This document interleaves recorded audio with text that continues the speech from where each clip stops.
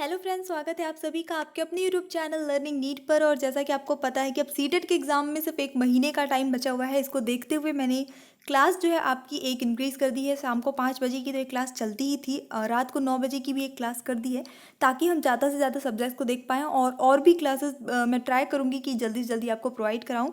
Sir से भी मैंने रिक्वेस्ट की है कि एक महीने के लिए वो थोड़ा सा टाइम दे दे, तो आपका एग्ज़ाम डोज पे भी एक क्लास हो जाएगी, एक सब्जेक्ट वो हैंडल कर लेंगे तो आपकी जो है प्रिपरेशन जो है वो बेहतरीन तरीके से चलती रहेगी। खैर, ये क्लास अब डेली हुआ करेगी। तो आज हम यहाँ पे देखने वाले हैं संस्कृत का गद्यांश। संस्कृत का गद्यांश जो होता है वो आपका पेपर 1 हो चाहे पेपर 2 हो, बेसिकली थोड़ा सा बड़ा सा पैराग्राफ आता है, जिसको पढ़ने और समझने में बहुत ज़्यादा टाइम जो है वो चला जाता है। तो आज हम बिना पैराग्राफ को पढ़े सॉल्व करेंगे। मैं आपको छोटी छोटी ट्रिक्स भी बताती जाऊँगी, साथ में हमेशा बताती रहती हूँ, वो आपके काम आएगा। तो खैर, चलिए स्टार्ट करेंगे सेशन। अगर आप चैनल पे न्यू है तो प्लीज़ सब्सक्राइब कर दीजिएगा। तो देखिए, जैसे यहाँ पे आपके सामने एक इतना बड़ा सा पैराग्राफ है, देखने में ये काफ़ी छोटा लग रहा है, लेकिन अभी आप इसको अगर पढ़ते हैं तो पढ़ना तो ठीक है, रीडिंग करना ठीक है, पर रीडिंग करने से आपको कोई भी लाभ यहाँ पे संस्कृत के पैराग्राफ में नहीं होता है। हिंदी में क्या होता है कि हम इसको रीड करते चलते हैं और अर्थ भी ग्रहण एज इट इज़ करते रहते हैं। पर संस्कृत में क्या होता है कि अगर संस्कृत आपकी अच्छी है तब तो ठीक है, संस्कृत कमज़ोर है तो इसको पढ़ना और फिर हर एक सेंटेंस का अर्थ ग्रहण करने में जो समय लग जाता है, उसकी वजह से आपका काफ़ी समय चला जाता है और उसका कोई अर्थ नहीं होता है, क्योंकि आपका उद्देश्य फिलहाल सिर्फ और सिर्फ प्रश्नों के उत्तर देना ही होना चाहिए, एग्जाम में सही उत्तर देना। इसको आप बहुत समझ के बैठ जाएंगे तो भी कुछ नहीं मिलने वाला है, मिलेगा वही जो आपके प्रश्न के उत्तर देंगे, उसी के अंक, है ना। तो हमें क्या करना होता है, जब कभी भी आप ऐसे गद्यांश पद्यांश सॉल्व करें तो एक बार सभी प्रश्नों को स्कैन कर लीजिए। स्कैन करने का अर्थ है स्कैन नहीं करिए, मतलब एक बार सरसरी नज़र से पढ़ लीजिए, थोड़ा सा समझ लीजिए कि प्रश्न है क्या क्या। तो फिर उसके बाद आपको क्या करना पड़ेगा, इस पूरे पैराग्राफ को रीडिंग नहीं, सिर्फ स्कैनिंग करनी होगी। मतलब इस पूरे पैराग्राफ को ध्यानपूर्वक न पढ़ के आपको सिर्फ उस पर्टिकुलर शब्द को ढूंढना पड़ेगा, उस शब्द विशेष को ढूंढना पड़ेगा जो उस प्रश्न से संबंधित है। क्लियर? तो अब चलिए स्टार्ट करेंगे। जितने भी लोग जुड़े हैं वो ढूंढेंगे प्रश्न के उत्तर खुद, वो भी बिना पढ़े, क्योंकि एग्जाम में बहुत ही कम समय में आपको ये करना है। तो देखिए, हमारा जो आज का पहला प्रश्न है वो है कस्य जीवनम पशुवत निरर्थकम नास्ति।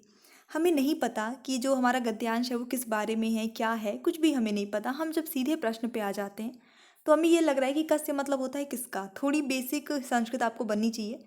किसका जीवन पशुवत निरर्थकम नास्ति। नास्ति मतलब क्या होता है, नहीं है।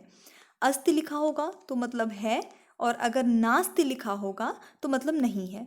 तो किसका जीवन पशु की तरह निरर्थक नहीं है। वानरों का, मानव का, ये मतलब पूरा आप पढ़ने पे फोकस मत करिए, इसमें आपका समझ आएगा कि वानराणाम, समझ में तो आ रहा है कि वानरों की बात हो रही है, तो डायरेक्ट पढ़ लीजिए वानर, मानव, घोटक, जलचर, किसका जीवन नहीं है। तो अब हमें बस कुछ नहीं करना है, पशुवत निरर्थकम ढूंढना है, जीवन ढूंढना है अपने पैराग्राफ में। आ जाते हैं, फटाफट से ढूंढिए।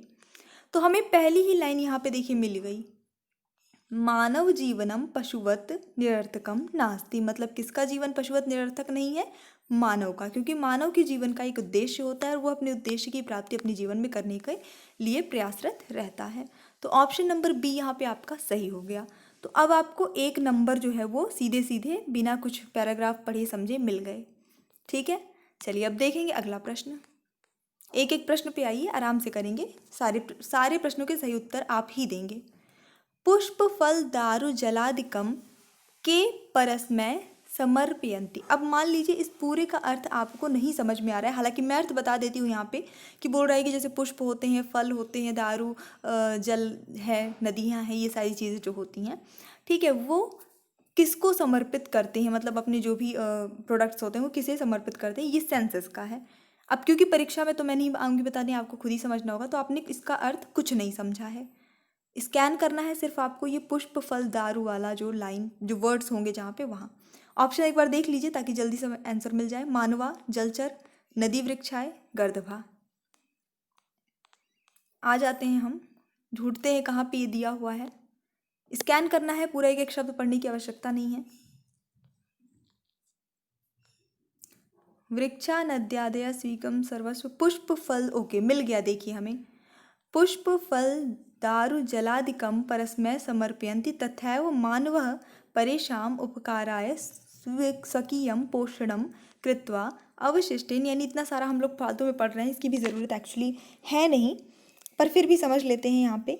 तो यहाँ पे ये चीज़ है, नदी वृक्षाय, एक था एक नदी और वृक्षाय, ये दो शब्द यहाँ सीधे सीधे दिए हैं। वृक्षाः नद्यादय स्वकीयम सर्वस्य, तो यानी कि पुष्प फल दारु जल ये सारी चीज़ें कौन देता है मानव को, कौन मानव को समर्पित कर देता है सब कुछ, नदी और वृक्ष। ठीक है, तो सही उत्तर आपका यही हो गया ऑप्शन नंबर सी। भटकने की जरूरत नहीं, इसका मैं थोड़ा अर्थ बता देंगे आपको कि पुष्प फल दारु जलादि नदी वृक्ष जो होते हैं वो स्वयं दूसरों को समर्पित करते हैं। नदी के पास पानी है, वृक्ष के पास फूल होते हैं, फल होते हैं, सारी चीज़ें होती हैं, लेकिन वो खुद उसको ग्रहण नहीं करते, बल्कि वो दूसरों के प्रयोग के लिए दूसरों को दे देते हैं। ठीक है, अगला प्रश्न देखेंगे। पुराणाः कति संख्यकाः सन्ति, यानी पुराणों की कितनी संख्या है। वैसे तो हमें पता ही है कि पुराणों की संख्या जो है वो 18 है, लेकिन कभी भी आप गद्यांश पद्यांश सॉल्व करिए तो आप एक बार ज़रूर देख लीजिए, इसको क्रॉस चेक कर लीजिए कि गद्यांश में क्या दिया है, क्योंकि आपको वही उत्तर लगाना है जो गद्यांश में दिया है। तो चलिए हम यहाँ पे और कुछ नहीं करेंगे, सिर्फ जहाँ पे पुराण वर्ड लिखा होगा वही ढूंढेंगे। अभी इतना टाइम लग रहा है क्योंकि मैं समझाते हुए कर रही हूँ, अब आप एग्जाम में करेंगे तो और कम समय लगेगा। ठीक है, लाइक करिएगा एक बार वीडियो को। चलिए यहाँ तक तो हम ढूंढ पढ़ चुके हैं, यहाँ तक में पुराण जैसा कुछ मिला नहीं था। ओके, मिल गया हमें, देखिए यहीं पर मिल गया। अष्टादश पुराणेषु, सीधे सीधे और कुछ पढ़ना नहीं है, अष्टादश मिल गया है। अष्टादश का अर्थ होता है 18। नहीं भी अर्थ पता है तो कोई दिक्कत नहीं है, वैसे पता कर लीजिएगा, यहाँ पे साफ साफ लिखा है अष्टादश, यही हम टिक कर लेंगे। ऑप्शन नंबर डी यहाँ पे सही हो जाता है। अगला प्रश्न देखते हैं। अस्य गद्यांशस्य शीर्षकम वर्तते, इस गद्यांश का शीर्षक क्या है। परोपकारः पापः पुण्यः जीवन यापनम। अब क्योंकि हमने ये गद्यांश पूरा तो पढ़ा नहीं है, तो हमें इसका अर्थ उतना, इसका सेंस क्या निकलेगा या इसका क्या शीर्षक होना चाहिए ये हमें नहीं पता है, हमें इसको थोड़ा सा समझना पड़ेगा। तो इस क्वेश्चन को हम अभी चाहे तो अभी मैं आपको सॉल्व करा दूँ, लेकिन जैसा एग्जाम में आपको करना है आपको साइड में रखना है, ज़्यादा परेशान नहीं होना है, पहले बाकी सॉल्व कर लेंगे, क्योंकि हर प्रश्न को सॉल्व करते वक्त हमें एक लाइन गद्यांश की समझ में आ रही है। हमने जैसे ऊपर भी एक लाइन पढ़ी थी कि वृक्ष नदी जो है वो अपना अपना प्रोडक्ट जो भी होता है, फल है पुष्प है, ये खुद ग्रहण ना करके दूसरों को देते हैं, यानी कि कहीं ना कहीं परोपकार करते हैं। ठीक है, मानव का जीवन भी पशुवत निरर्थक नहीं होता है, वो भी जो है दूसरों के लिए वर्क करता है, तो परोपकार जो है वो इसका शीर्षक होना चाहिए। फिर भी अगर आपको ये यहाँ पे नहीं समझ में आता है तो आ जाइए आप गद्यांश का जो ये होता है आपका, कोई भी जैसे सूक्त दी होती है, कुछ दोहे दिए होते हैं, ऐसा कुछ दिया होता है, उसमें बहुत ज़्यादा फैक्ट दिया होता है कि वो पूरा गद्यांश किस चीज़ से, क्योंकि ये जो है गद्यांश पर आधारित ही या गद्यांश से रिलेटेड ही दिया जाता है हमेशा। ठीक है, जो भी दिया रहे आपका। तो यहाँ पे हम देख रहे हैं अष्टादश पुराणेषु व्यासस्य वचनद्वयम परोपकारः पुण्याय पापाय परपीडनम। ठीक है, तो यहाँ पे यही चीज़ बता रहा है कि परोपकार जो है, उससे परोपकार करने से क्या होता है, पुण्य की प्राप्ति होती है, और दूसरों को पीड़ा पहुँचाने पर, पीड़नम मतलब दूसरों को पीड़ा पहुँचाने से पाप की प्राप्ति होती है, मतलब पाप लगता है, ये सेंस है। तो परोपकार जो है यहाँ पे बिल्कुल उचित आ रहा है, और यहाँ पे हर जगह यही चीज़ अगर एक सरसरी नज़र दौड़ाएंगे तो अतः परहिताय, यानी दूसरों के हित के लिए कार्य करने वाला जो है, एवं शतम जीवेम 100 साल जीता है, सनातन धर्म वर्ते भारतीय नाम। ठीक है, सर्वे सुखिनः भविष्यति, यानी कि जो भी हम एक दो लाइन रैंडमली भी देख रहे हैं तो वहाँ पे हमें यही चीज़ समझ में आ रहा है कि दूसरों पर उपकार करना, दूसरों के बारे में, दूसरों के हित में कार्य करना, यही सारी चीज़ें शो कर रहा है। तो ऑप्शन नंबर यहाँ पे ए ही सही होता है, परोपकाराय। इतना समय भी नहीं लगता है, लेकिन क्योंकि मेरा पढ़ाने का उद्देश्य ये है कि जिनको बिल्कुल नहीं आती है संस्कृत उन्हें भी समझ में आए, इसलिए मैं थोड़ा समय ले रही हूँ। परपीडनम कस्मै भवति, परपीडनम अभी मैंने ऊपर बताया था आपको, परपीडनम मतलब दूसरे को जो पीड़ा पहुँचाना। पुण्याय पापाय भरणाय वचनाय, अभी हमने 2 लाइन का श्लोक पढ़ा था, परोपकारः पुण्याय पापाय परपीडनम, है ना। तो यहाँ पे पापाय परपीडनम था, तो यहाँ पे सही उत्तर होगा आपका ऑप्शन नंबर बी, यानी कि दूसरों को पीड़ा पहुँचाना पाप के लिए होता है और परोपकार करना पुण्य के लिए होता है। तो ऑप्शन नंबर बी यहाँ पे सही है, हमें देखने की ज़रूरत नहीं पड़ी क्योंकि अभी जस्ट हमने देखा था। कः कृतज्ञः भवति, कः कृतज्ञः भवति, कृतज्ञ कौन होता है। ऑप्शन आप चाहे तो एक बार देख लीजिए फटाफट से। यस्य कृते उपकरोति, यस्य कृते वदति, यस्य कृते युध्यति, यस्य कृते स्नाति। कितना भी कॉन्फिडेंस हो, हर प्रश्न का उत्तर देने से पहले एक बार नज़र गद्यांश पे जरूर दौड़ाइए। कृतज्ञ शब्द ढूंढेंगे हम, चलिए।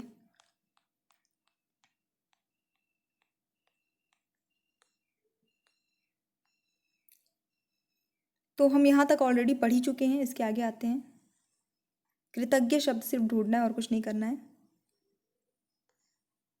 चलिए, मिल गया हमें यहाँ पे, यानी कि ये वाला जो वाक्य है उसमें हमें कृतज्ञ शब्द मिला हुआ है। तो यह यस्य कृते उपकरोति सह कृतज्ञ सन यथावसरम, यानी कि उपकरोति वाला जो यस्य कृते उपकरोति, सीधे सीधे जो ऑप्शन में लिखा था यस्य कृते उपकरोति, पहला ऑप्शन था, वही शब्द, वही लाइन, वही वाक्य यहाँ पे लिखा हुआ है। तो हमें उत्तर यहाँ पे मिल जाता है सीधे सीधे।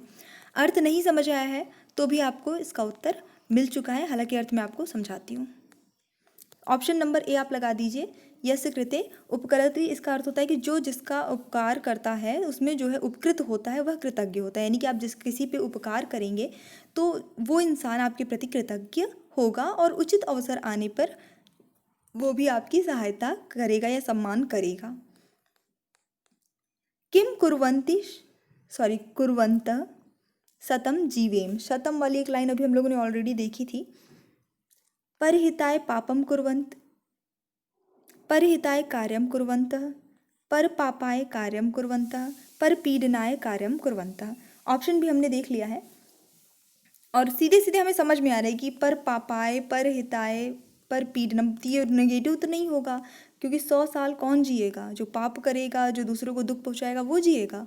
नहीं, जो दूसरों के हित में कार्य करेगा, जो तो पर हिताय पापम कुर्वन्, दूसरों के हित के लिए पाप करेगा, वो भी नहीं जिएगा। तो सही उत्तर क्या होता है आपका? ऑप्शन नंबर बी एक ही पॉजिटिव आता है कि जो परहित में यानी दूसरों के हित के लिए कार्य करता है वही 100 साल जीता है। तो ये सही उत्तर आपका ऑप्शन नंबर बी हो गया। इस क्योंकि ऑप्शन सारे निगेटिव थे, एक ही पॉजिटिव था, इसलिए हमें देखने की ज़रूरत भी नहीं पड़ी। फिर भी एग्जाम में एक बार जरूर क्रॉस चेक करिएगा। यदि वयम त्यागपूर्वकम जीवनम यापयामः तदा अस्माकं किम भविष्यति। अब ये देखिए, थोड़ा सा ट्रिकी क्वेश्चन है कि यदि हम त्यागपूर्वक जीवन यापन करते हैं तो क्या होगा, बस हमारा क्या होगा, बस यही बचा है। उन्नति होगी, उन्नति और सुख दोनों होगा, दुख होगा, पीड़नम होगी, पीड़ा होगी। तो देखिए, हम त्यागपूर्वक जीवन जिएंगे तो दुख और पीड़ा ये तो निगेटिव में आ जाता है, तो ये तो कभी नहीं होंगे। उन्नति और सुख दोनों में से कुछ हो सकता है। ढूंढेंगे, चलिए त्यागपूर्वकम शब्द ढूंढते हैं, कहाँ पर है, क्योंकि हमें वही बताना है जो गद्यांश में है। अपने कॉमन सेंस का यहाँ पे बिल्कुल प्रयोग करना नहीं है।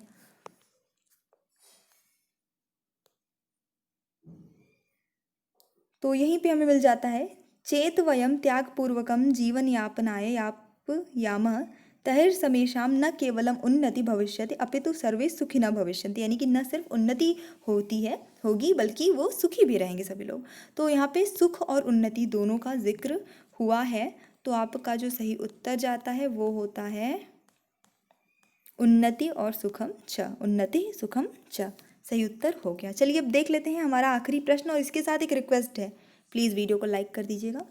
अष्टादश ब्लैंक परपीडनम इति केन कथितम, वेदव्यासेन, कालिदासेन, भवभूतिना भासेन। अच्छा, अब ये प्रश्न का जो है आपको उत्तर देखना है।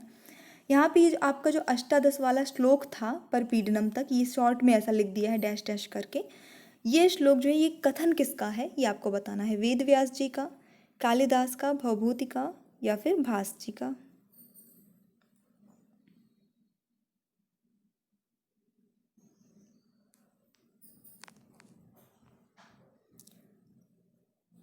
तो चलिए देख लेते हैं यहाँ पे।